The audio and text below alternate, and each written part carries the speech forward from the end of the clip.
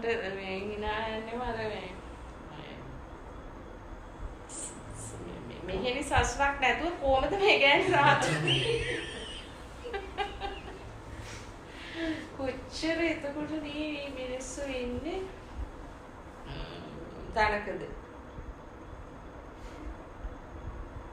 එතකොට සංඝ එකක් තියෙදි ඇයි උඹලා රහත් නොවෙන්නේ කියලා තමයි අපිට ගන්න නැහැ ඒ උනත් අපි උනා කොහමද උඹලා එතකොට උඹලට එහෙම එකක් තියෙදි ඇයි උඹලා නොවෙන්නේ අපිට එහෙම ගන්න නැතුව ඇයි අපි වෙන්නේ ඔව් එයාලා අපිට කරදරෙන් නේද ඉන්නේ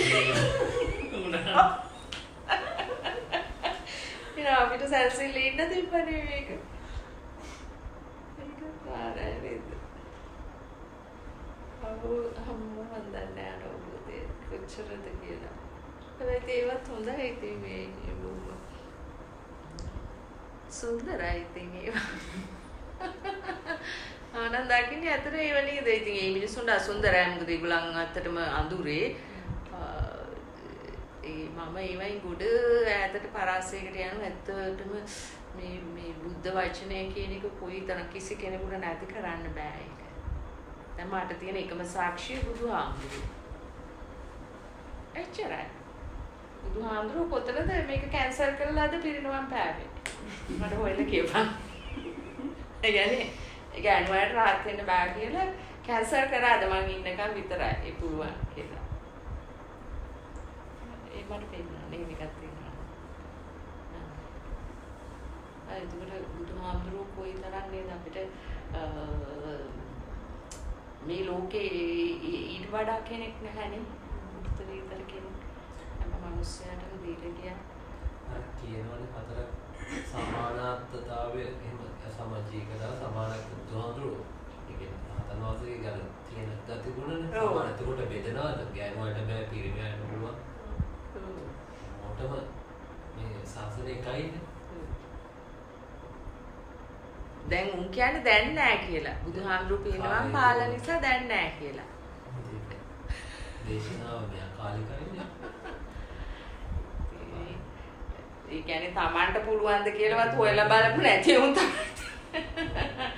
ඒ කොච්චර දෘෂ්ටිද නේද දැන් අපිට ඔයගේ ගෝන් කතාවල් අපිට කිසිසේත් දෙන්නේ නෑනේ. අපිට මේ දකින්නේ මේ ජීවමාන බුද්ධ මේ ශාසනය නේද අපි දකින්නේ ඒක තියෙනවා හැමදාටම. මම අර එක දැනක මම හොඳ බලවත් වචන කියලා තියෙනවා. ඕවා මම කියලා තියෙනවා මේ බුද්ධ ශාසනයේ මත පිළිදිලා නැහැ කියලා. ඔව් ඉතින් ඒවා ඇත්තටම හරි ප්‍රබල වචන නේද ඒවා. මම නැති කාලෙක ඔය බුදුම්මී මේව කියපු එක්කෙනා කවුද ඉන්නවද කොහේ අපිට බැරිද යාව අම්බ වෙන්නේ. ඒතර බොහොම ඉතින් බරක් වැඩි ඒද. අන්න ඒ වගේ කියන්නේ මේ වචන තුලින් තව අවුරුදු 1000කින් මේ වචන සෙට් එක තිබුණා නම් එතන හිටියොත් මේක කරගන්න පුළුවන් කෙනෙක් එයාට මඟ පෑදෙනවා. එයාට ආයිත් මේ බුද්ධ දේශනාව හොය යන්න ඕන නැහැ. ඒවා හරි පුදුමයි. ඉතින් ඒවා මේ පිට වෙච්ච වචන පුදුමයි නැති කරන්න බෑ. මම හිතන්නේ ඒ ශක්තියම තමයි අපිට මේ හැම දෙයක් කරන්න කියන්නේ. ඒකේ ලොකු බලයක් තියෙනවා. ඒ බලය තමයි ක්‍රියාත්මක වෙන්නේ. කාටවත් කරන්න බෑ. ඒ පරම සත්‍යනේ එතන තියෙන්නේ. එතන පොඩියට හරි අව්‍යාජ මේ ව්‍යාජ බවක් නැහැනේ එතන සම්පූර්ණයෙන්ම අව්‍යාජයි එතන. කිසිම එතන බුද්ධ වචනයේට බුද්ධ වචනයම ඔසවනව මිසක් එයා හැම වෙලාවෙම මේ ඒක වහලා එයාගේ මතයක් කියන්නේ නෑ එයා. එහෙම නෑ. එහෙම රහතෙක්ගේ ස්වභාවය නෑ එහෙම. එයා හැම වෙලාවෙම බුද්ධ වචනය උඩට ගන්නවා. ඒක විතරයි එයා කරන්නේ. ඒ හැකියාව තමයි එයාට ලැබෙන්නේ. ඒක හතාකේ ස්වභාවය තුල ලැබෙන එයාට ඒ හැකියාව. එයා බුද්ධ වචනේ උඩට ගන්නවා අනිවාර්යදීම වචනේ. හරිම එක. ඒකේ තුල තියෙන. ඒක තමයි ඒ අර මම දකින්නේ නැහැ වෙන කිසි දෙයක් විතර. ඒක තමයි යා මතු කරලා උඩට දෙන්න. මොකද යා ගැලවිලා ඉවරයි නේද? ඒ අර බුද්ධ වචනේ උඩට අරගෙන දෙනවා අනිත් අයට යා. එච්චරයි වෙන්නේ යාගේ.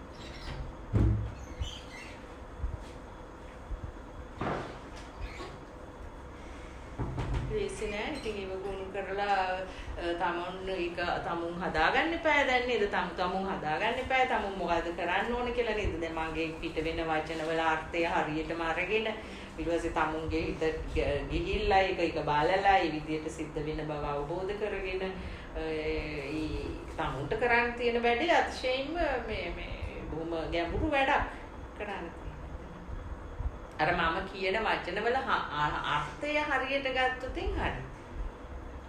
ඒ ඔස්සේ තමුන්ට යන්න පුළුවන්. මම දැන් කියනවනම් සකස් වෙන සිතෙන්ම අයින් වෙන්න ඕන සකස් වෙන අන්න ඒක හරි. ඒකේ තියෙන ඒ ගැඹුරු අර්ථ ගන්න ඕන. මෙයා කියන්නේ සකස් වෙන සිතෙම ඇත්ත නේද? මේ සකස් වෙන සිතේ ඉතියොත් නේ ජංජාල වෙන්නේ. කියලා අන්න එහෙම ඒක තමුන්ට ප්‍රත්‍යක්ෂ වෙන්න ඕන. එතකොට තමයි අර තමුන්ට අර පොට පෑදෙන්නේ ඇතුලේ ඒක කරගෙන යන්න දිගට.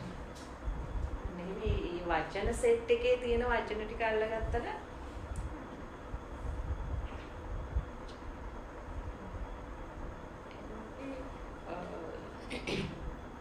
මම දැක්කේ මම මේ සරලව කියන වචන වල හරිම අර්ථය ඇල්ලුවොත් ඕනම කෙනෙකුට මම හිතන්නේ මේ අමාරු වෙයි කියලා. ටිකක් ඉතින් අර කෙලස් වැඩි කෙනෙකුට ටිකක් අමාරුයි.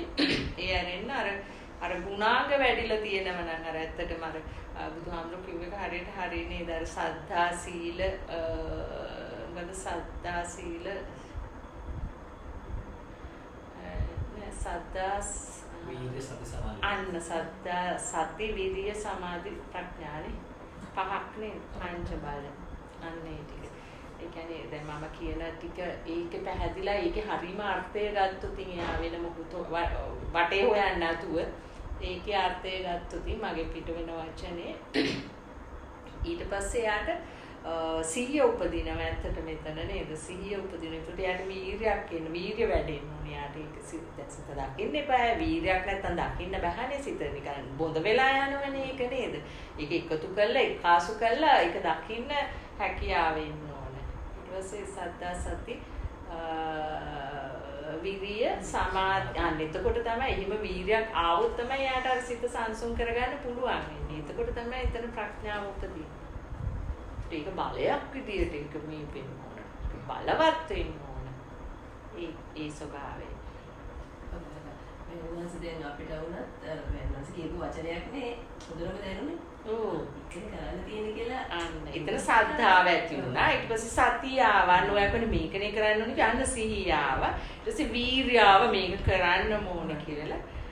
ඊට පස්සේ අන්න සමාධිමත් වුණා හිතට අග්ගාලා නේද සිත සමාධිමත් වෙන්න පටන් ගත්තා ඊට පස්සේ එතන ප්‍රඥාව උන අත්දැකීම උන ලින්ක් එක සැරේ නේද උනේ ඔක්කොම ටික අන්න එක සැරේ ඔක්කොම ටික වෙන්නේ වෙනම නෙමෙයි පැහැදුනොත් අන්න හරි එතකොට සීය උපදිනවා හරි කියලා එතකොටම වීරය එනවා වීරය එනවා එතකොටම වීර්ය එනවත් එක්කම ඇයි අර දකින්නවනේ දැක්කම ඒක සමාධිමත් වෙනවා ප්‍රඥාව ක්‍රියාවලිය ඔක්කොම ක්‍රියාවලිය සිතේ ස්වභාවය ක්‍රියාවලියක් එතකොට ඒක අපි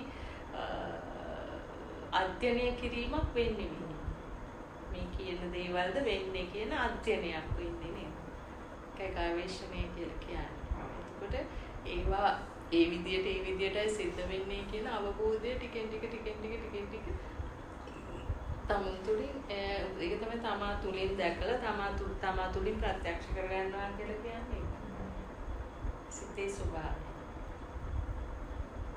ඒක තමයි නිවෙන්නේ.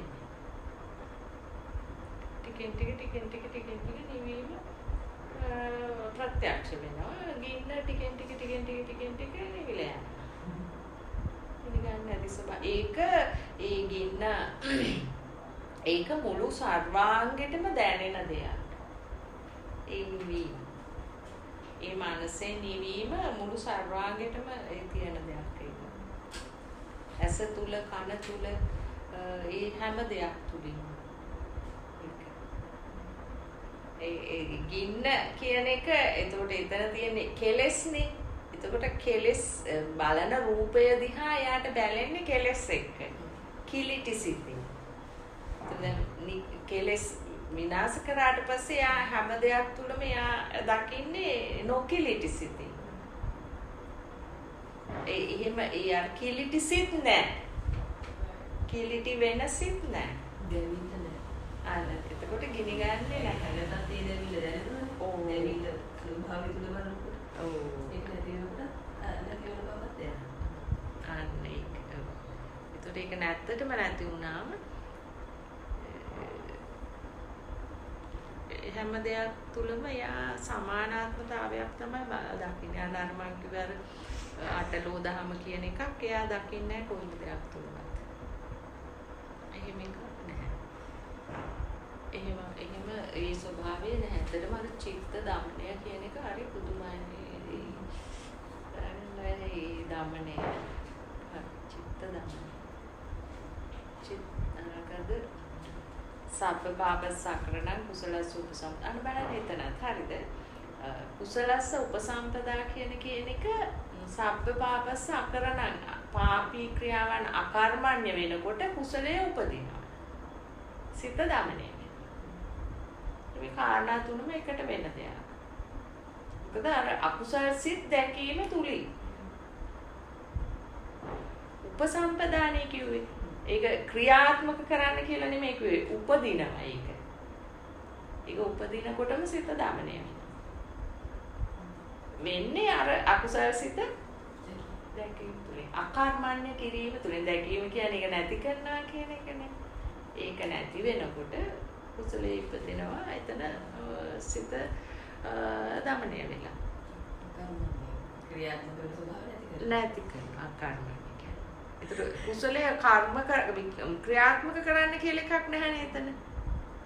අන්න ඒක මේකේ තියෙන ලොකුම මේක මේ බුදු කෙනෙකුගේ මේ දර්ශනය තුල තියෙන මේ සුවිශේෂී ස්වභාවය ඒකයි. දැන් සාමාන්‍යයෙන් මෙහා තියෙන සෑම ක්‍රමවේදයක් තුලම එකක් අතහැරලා තව එකක් පටන් ගන්නවා. අර නරක අතහැරලා හොඳ වෙන්න යනවා. නේ ඒකනේ තියෙන්නේ හොඳ කෙනෙක් වෙන්න. හොඳ දේවල් කරන්න. ඒක බුදුහාමුදුරුවෝ එහෙම නෙමෙයි කිව්වේ. නරක දැන් මෙහෙම මං කියන උදාහරණ විදිහට කාටවත් ගෞරව කරන්න ඕනේ නැහැ. හැබැයි කිසි කෙනෙකුට අගෞරව කරන්න එපා. එච්චර.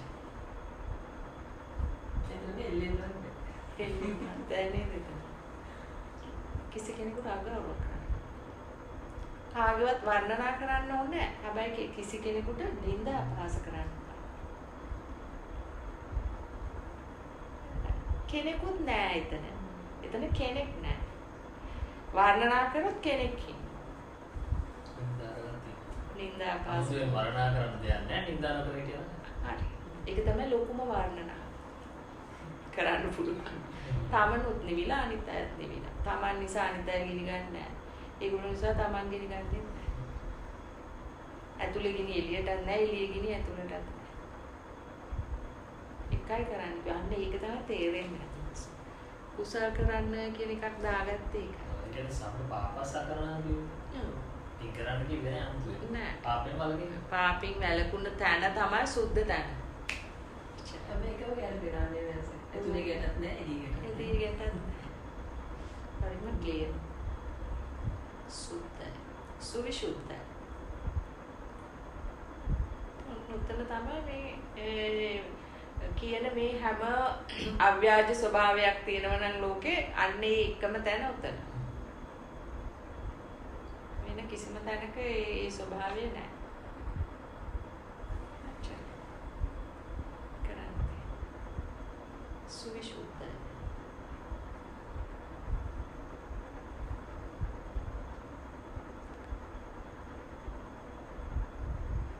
අර ඒවා මේ ටික අවබෝධ වෙන්න ඕන නේද? අර දැන් අර හැඩි දැඩි මනසෙම හිටියොත් වෙන්නේ නැහැ ඒක නේද? ටික අර අර තෝකන් කණේ කිව්වේ උදාහරණ ටික අර මල සුද්ධ කරනවා වගේ නේද? ඒ වගේ ටික පිරිසුදු වෙන මනස පිරිසුදු වෙනකොට තමයි අර සංසුන් මනසේ තුලින් තමයි අර ඒ ඥානය නවදි වෙන්නේ. ඒක නිසා තමයි මේ මලකඩ මේ හොදලා අරින්න ඕනේ. ඒක හොදන ක්‍රමවේදය තමයි අර ඒ අකුසල් සිත් ඒ මොහොතේම බහැර කරන්නේ. ඒක නිරෝධය දකින්න කියලා කිව්වා. ඒ තුලින් තමයි ඒ සුද්ධභාවයට යන්නේ, සවිසුද්ධ වෙන්නේ. නැත්තම් වෙන ක්‍රමවේදයක් නෑ කරන්නේ ඉතින්.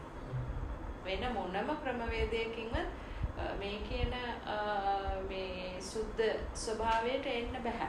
විසුද්ධියට වෙන්නේ නෑ. විසුද්ධි මග්ගය කියලා කිව්වට ඒකේ මොනවද දන්නේ තියෙන්නේ නේද? විසුද්ධි මග්ගය කියලා එකක් තියෙනවනේ. විසුද්ධි මාර්ගය.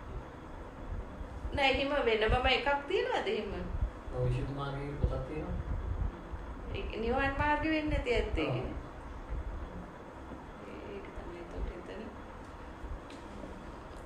ඒක තමයි මේ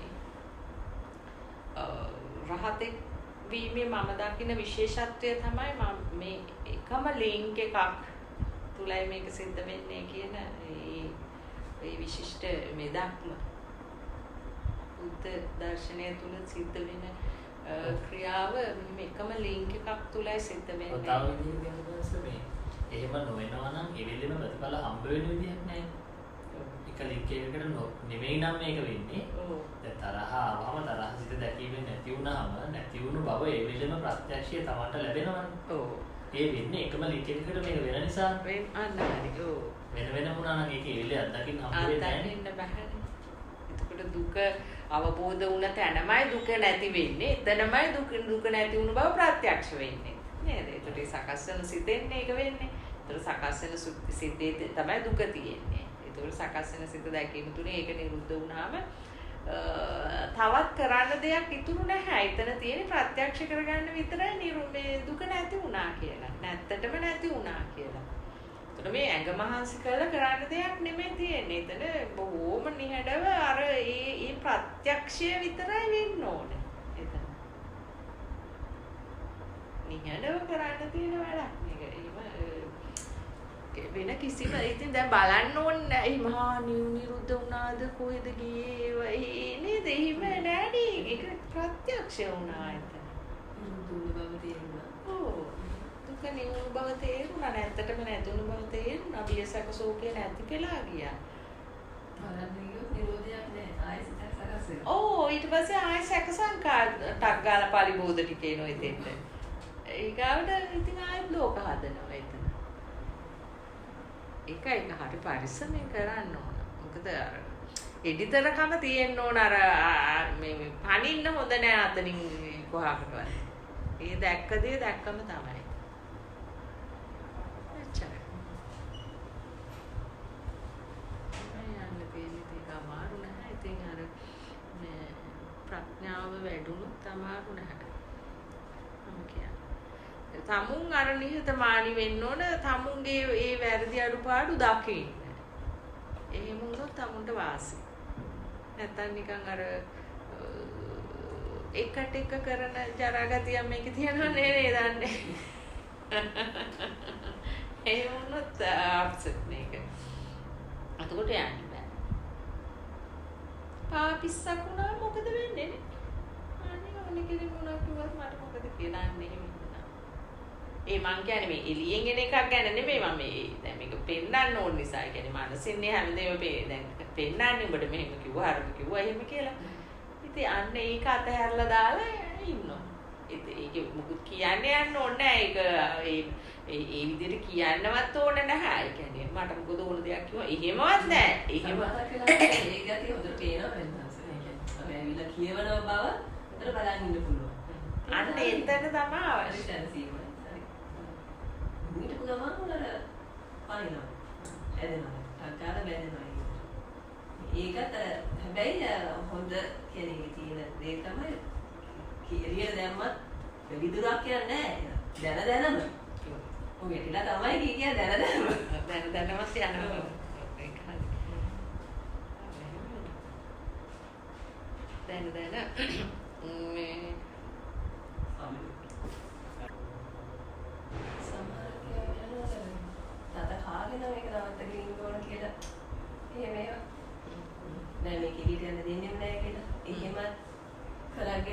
එන්න වෙන කෙනෙක්.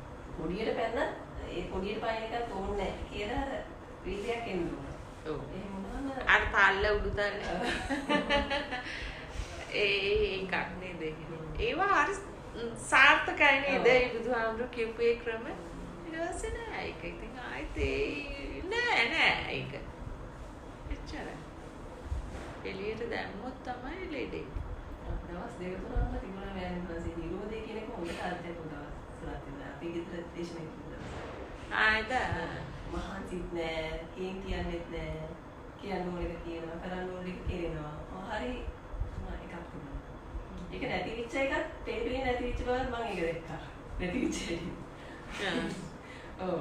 ඒ කියන්නේ දැන් දවස් තුනක විතර පස්සේ අපි ගියා සසික අප්පලයි ගෙදර. මේ පංචාලී ඉස්කෝලේ වැඩකට. පංචාලී දුවයි දෙන්නම ඉස්කෝලේට එක්කගෙන ගිහිල්ලා ඒගොල්ලන්ගේ අර කැරෝල් කියන එකක් තිබුණා. ඒකට සහභාගී වෙලා දැන් ඒගොල්ලන් ඉන්නකම් අපි එළියට වෙලා හිටියා. දැන් අනිත් අය මම කතා කරනකොට දැන් මට කිසි අවුලක් නෑ. කොත් හිටගෙන මම හිටියේ. අවුව වැස ගන්නකුත් නෑ, මහන්සියකුත් නෑ. හරි කුඹුල් එකේ හිටියේ. ඒගොල්ලන් ගෙදර ගියාට පස්සේ පංචාලීව තියලා යන්න කියලා සසිකක්ක කිව්වා. දැන් මේ දෙන්නගේ දැන් බොහොම යාළුකම වැඩි. දැන් ඒගොල්ලන් තියන්න පංචාලීව තියලා යන්න කියලා කිව්වා. ඊට පස්සේ මේ මට එකපාරට හිතුනේ අම්මා මොනවා කියලාද දන්නේ. එතන ඉඳලා අර ගතිය වෙනස් වුණා. අන්න නොසන්සුන්. ගාන වල තේරුණා දැන් වැඩි අනිත් පිට හැරෙනවා කියලා. ඊට පස්සේ දිගට මේ දිගට මේ වගේ කියන්නේ අර හැදෙනවා. අර දකින්න පුළුවන්කම වැඩි. නමුත් අර දැන් හොඳට තේරෙනවා. තිබිච්ච සුවය නෑ අර අනවශ්‍යව හැදෙනවා. ඒක හොඳට තේරෙනවා අතන ඉන්නකොට තිබිච්ච සුවයයි දැන් එකපාරම වෙනස් වෙලා තියෙන එකයි දැනෙනවා හොඳට. හරි ක්ලියර්ලි ඒක පේනවා. මේක නිසා වෙනස් වෙනවා කියලා. ඒක පේනවා. ප්‍රාදානය කරා අරකනේ.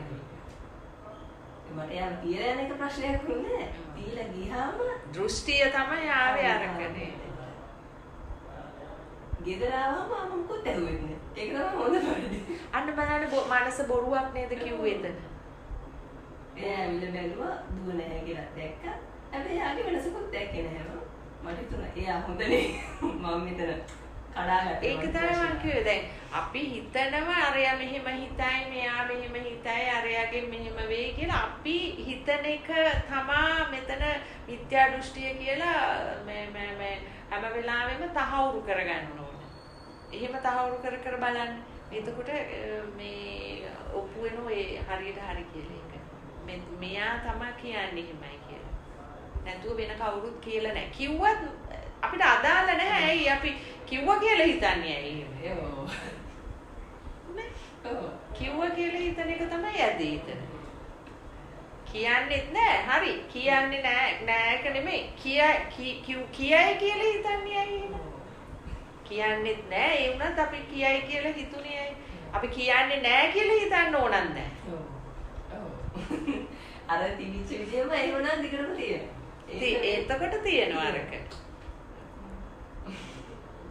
එතකොට තමයි උපක්‍රම ඒවා. එහෙම අපි ඒකත් හිතන්න ඕනේ. ඒ කියන්නේ මොකුත්ම හිතන්න ඕනේ නැහැ කියන එක තමයි ඒ කියන්නේ. ඒ දෘෂ්ටියට එතන මේක දැල්ලා දාන උසක් මොකුත් කියන්නේ. දැන් එතනදී දැන් ඒ ප්‍රශ්නේ වෙනම ප්‍රශ්නයක් නේ නේද? එතකොට එතනදී ළමයාදීලා වෙච්චරයි.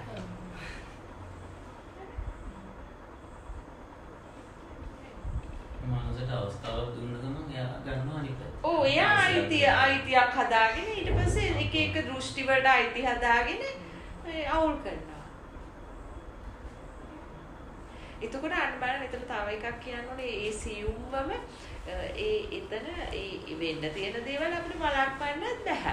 ඉතින් යාගේ කර්ම ශක්තිය අනුව යමක් වෙන්න තියෙනවා ඒක අපිට වළක්වන්න බෑ. යාගේ කර්ම ශක්තිය අනුව එයාට හොඳට සලකන්නත් පුළුවන්, ඒ නරකට සලකන්නත් පුළුවන්. ඒවත් ඕනේ නෑ අපිට. එහෙමත් ඕනේ නෑ අපිට. එහෙම හිතන්නත් ඕනේ නෑ. ඒ කියන්නේ නින්දයයිද දන්නේ නෑ. ඒක මොකුත් නෑ. ඒවවත් ඕනේ නෑ. ආවොතින් ඒත් ඕනේ නෑ. ආවොත් ඒවත් මෙයා හිමින් එකක් දාලා එහෙම බලනවා. ඉතින් එකක් දෙකක් මේ පොඩක් කොනිටන්න පුළුවන්ද කියලා. ඒත් ඒවත් ඕනේ නෑ.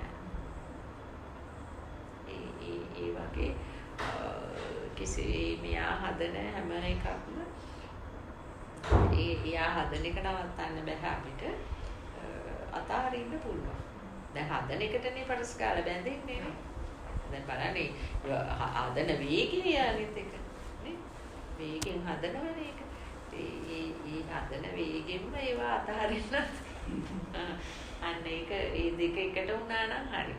හදන වේගෙන්ම අතහරින්න පුළුවන් වුණා නම් හරි. ඒක තමයි විදර්ශනාවේදී කරන්න ඕන. මොකද කෙලෙස් ප්‍රහාණය කරන්න ඕනේ. දැන් බුදුහාමුදුරුවෝ කියලා තියෙනවා රහතෙකුට ඕන විතක්ක ਵਿਚාර කරන්න පුළුවන් කියලා පංච උපාදානස්කන්ධයත් එක්ක. ඒ කියන්නේ දැන් රහතට පුළුවන් දැන් යාට සිතක් පංච උපාදානස්කන්ධය සකස් වුණා මේකේ ඕන ටික ඉන්න පුළුවන් ඉඳලා යාට ඒකේ දැන් විතක්ක ਵਿਚාර කියන්නේ ඒකේ තුල ඉන්නවා රැඳි ඉන්න එක් ස්වභාවයනේ. ඒකේ ඉන්න පුළුවන් යාට. එතකොට ඒක හරියට හරි බුදුහාමුදුරේ කියලා කිව්වේ ඒ ස්වභාවය එයා තුල තියෙනවා. යාට යම් දේවල් තුල එයාට ඒවයි ඉන්නත් පුළුවන්. හැබැයි එයා දකින්න ඔය කතා මේක තමයි මේ විතක්ක ਵਿਚාර කියන්නේ කියලා. අන්න එතකොට එයා දකින්න හැබැයි මුගේ ඉන්න නම් හොඳයි. ලාවටවත් මෙයාට ඉඩ දෙන්න නම් ඕනේ නෑ කියන එක. එහෙම තේරෙනවා. ඉතින් ඒ වගේ පංච උපාදානස්කන්ධයේ උලක්ම තමයි කියලා එතන හොඳට ප්‍රත්‍යක්ෂ වෙනවා. ඒ කියන්නේ ඒ උලට ඇමිනෙන්න හැම වෙලාවෙම කෙලෙස් ආවම තමයි උලේ ඇමිනිලා අර ගිනි ජාලාවක් වෙන්නේ එතන. කෙලෙස් නැති නිසා එතන කරන්න බෑ. හැබැයි සමහර දවසට වේගින් මේ අකා එංගලන්තයටත් යනවා ඇමරිකාවටත් යනවා රුසියාවටත් යනවා පුදුම විදියට දේවල් හදනවා. මම අර හැම වෙලාවෙම මම එළවලු කපන වෙලාවට තමයි මට ඔයාගේ අර මේක මතක් වෙනවා. යන්නේ පුදුම වේගින් හදනවා එක කතාවක් නවතින්නේ නෑ. ඒක තමයි මට ඒකට මතකනේ මනසා දල්හේන කියලා කිව්ව හැම වෙලාවෙම මනස දැල්විලා තියෙන එක. හැම වෙලාවෙම මේක දල්වගෙන ඉන්නේ. අනිත් එක තමයි මනස එහෙම හිස් කරන්න බෑ. මනස හිස් කරන්න බෑ ඒක. දැන් රහතෙකුට එයා පිරිනිවන් පාඩ පස්සේ එයා සියල්ල නැති වෙලා යනවා. ඊට මෙහා ඉන්න ස්වභාවය තුළ එක තැන්වල එයාගේ කෙලෙස් ස්වභාවයන් අනුව උපතක් කරා යනවා. එතකන් එයාගේ මනස දැල්වෙනවා. කෙලෙස් එක්ක කර්ම හැදෙන්නේ දැල්වෙනවා. එතකොට අර බුදුහාමුදුරුවෝ කියන්නේ අර අනාගාමී කෙනාට ඕපපාතික උපතක් කියලා නේ. එයා ඕපපාතිකවම ගිහිල්ලා මේ සුද්ධාවාසයේ මේ ඉපදිලා පිරිනවම් පානවා කියලා. එතකොට අන්න එයා එතකොට එතන ඕපපාතික කියන ඒ ස්වභාවය තුල දැන් දෙවිවරු මේ ඕපපාතික සත්‍යෝ තවත් කොටසක් ඉන්නවනේ. ඒ කොටසට වඩා මේ කොටසේ තියෙන වෙනස තමයි මෙයා ඕපපාතිකව ගිහිල්ලා ඒ සුද්ධාවාසයේ ඉපදෙන්නේ. එයා එතනින් එහාට ආයෙත් එයා කොහොමවත් උපතක් කරා යන්නේ නැහැ. එතන මෙයා පිරිනිවන් පානවා. අනිත් අය කොහොම උපපාතික සත්‍යෝ නැවත උපදින අය. පෘථග්ජන ස්වභාවයයි. එතකොට වෙනස තමයි අරයාගේ එයාට උපපාතික වෙතෙන්ට යන්න සිද්ධ වුණේ. එයාට සිතක් සකස් වෙන්නේ නැහැ එතන උපතක් කරා යන්නේ. හැබැයි අරගොල්ලන්ට සිත් සකස් වෙනවා. ඒගොල්ලන්ට කර්මානුරූපව හිත සකස් වෙනවා. මෙයාට මෙයාගේ ඉතුරු ටික ඉවර කරේ නැති නිසා අංශු මාත්‍රයක මෝහයක් ඉතුරු වුණ නිසා එයාට ඕපපාතික ඒක හරියට හරි. මොකද ඕපපාතික කියන්නේ එකෙන් අදහස් කරන්නේ ගැබකට යන්නේ නැහැ කියන එකනේ. එතකොට අනාගාමී කෙනා තවත් ගැබකට යන්නේ නැහැ. ඒ කියන්නේ කුසකට යන්නේ නැහැ කියන එක නෑ. තවත් කුසකට යන්නේ නැහැ උපතක් කරා. කෙලින්ම අර අතෙන්ට තමයි යන්නේ. එතන ඔයා ඊයේ එදා ආපු වෙලාවේද බුදු කියපු එකක් මට ඒකෙන් මට ඒක හොඳටම තහවුරු වුණ දේ මොකද්ද දන්නවද? ආයෙත් ඒ ඕපපාතේ දැන් මේ එන්නේ ගැබකට යන්නේ නැහැ කියලා නේ මම කිව්වේ. ඕ ගැබකට යන්නේ නැහැ. එතකොට ඒ වුණාට එයාට දැන් කෙලස් තව තියෙනවා අංශු මාත්‍රයක්. දැන් එයාට වෙන කිසිම තලයකට එයාට යන්නත් කෙලස් නැහැ. ඒ තලවලට යන කෙලසුත් නැහැ එයාට. නමුත් ඉවර කළා නැති නිසා එයාට මේ ඉවර කරන්න ඕන දැන්. මෙතන දැන් ආයුෂත් ඉවරයි. මෙතන ඉන්නත් බෑ එයාට. එයාගේ ආයුෂය ඉවර නිසා. එතකොට ඒක එයාට අන්න මට දැනගන්න ඕන වෙලා තිබුණා එයාගේ උපත කොහොමද සිද්ධ වෙන්නේ කියලා. අන්න බුදුහාමුදුරුවෝ හරි වචනේ දුන්නා මට ඕපපාතිකයි. එතෙන්ට කියන වචනය තමයි ඕපපාතිකයි කියන්නේ. ඒක මට තේරුණා දැන් මෙයා මෙයා දැන් බ්‍රහ්මතලය කියලා කියන්නේ කෙලස් නැති තැනන්නේ. එතන සුද්ධාවාසය කියලා කියන්නේ. එතකොට එයා කොහොමද එතෙන්ට එයාගේ උපතට දාන නම මොකක්ද කියලා. මේක ඕපපාතික හරියට. හැබැයි අර ඕපපාතික සත්වයෝ නෙමෙයි. දැන් ප්‍රේතයෝ භූතයෝ යක්ෂයෝ වෙලා උපදින්නේ ඕපපාතිකවනේ. ඒ පැත්ත ඊකට අර දිව්‍ය තල, ඊට බ්‍රහ්ම තල, ඒවයි කෙලින්ම ගිහිල්ලා උපදින ඒවානේ. මව කුසවල එහෙම මේ වයස් එහෙම මේ වෙලා නෙමෙයිනේ. එතකොට ඒ වෙනසයි අර ඕපපාතික ඒකටත් බුදුහාමුදුරුවෝ කියපු නම තමයි ඕපපාතික. හැබැයි ඒ අනාගාමී ලෙතන රහත් වෙන තැන එයාගෙන් එතකොට අර දේශනාවක් කාට හරි එහෙම යවෙන්නේ නැද්ද? ඕ ඉතින් එයා එන්නේ නැනේ මෙහෙටනේ. නෑ එතන ඉන්නවද? පන්ති එතන අනාගාමී රහත් එතන ඉන්නේ විතරයිනේ දැන්. එතන එයාගෙන් උදව්වක් අනාගාමියට ඇතිනේ. එයා රහත් වෙන ඒගොල්ලන් සාකච්ඡා කරන ස්වභාවයක් ඇති. එතන සාකච්ඡා කරන්න පුළුවන්. එතන සාසනය ලොකුවට බිහි වෙන්නේ නැහැ නේද? මෙහාට. ඕ ඒ මෙහෙට එන්නේ නැහැ. දෙන්න ඕන පිරිසකට දෙන්න වෙන්නේ නැහැ යාට. දෙන්න ඕන අය රහත් වෙච්ච අයනේ. අතනින් නිර්කුම් රහත් වෙච්ච අය සහ රහත් වෙන්න ඉන්න අයනේ. එයාට සේවයක් කරන්න වෙන්නේ නැහැ. එතනින්ම පින්වම් පානවනේ. මම නිකන් හිතුවා දේශනා හැකියාව අඩු අය වගේ දන්නේ නේද? ඕ ප්‍රඥාව අඩු අය. ඒ කියන්නේ ප්‍රඥාවේ ප්‍රශ්නයක් නිසා නේ මේ ජීවිතය ඉවර කරන්න බැරිුනේ ඒක.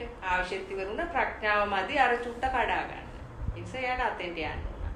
එතන සමහර වෙලාවට එතන බොහෝ ආයුෂ තියෙන තැන් ඒවා. ඒකට ඒවා ඉන්නත් වෙනවා යාට ගොඩක්. ඒ ප්‍රඥාව ප්‍රබල වුණොත් යාට රහත් වෙලත් ඉන්න පුළුවන්.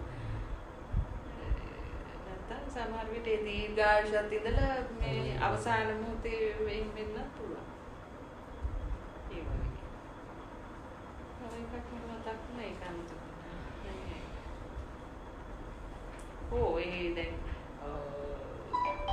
දැන් වටිනාම දේ තමයි තමුන් එකේ ඉවර කළා තව පිරිසකට ඒක දීලා යන්න ලැබෙන එක නේද? ඒක ලොකු සේවයක් ඒක. අර වගේ වෙන්න පුළුවන්.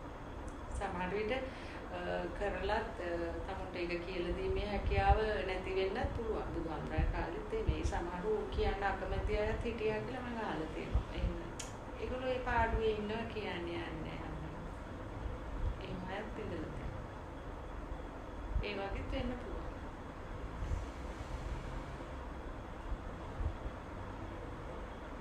නිවන් සැප.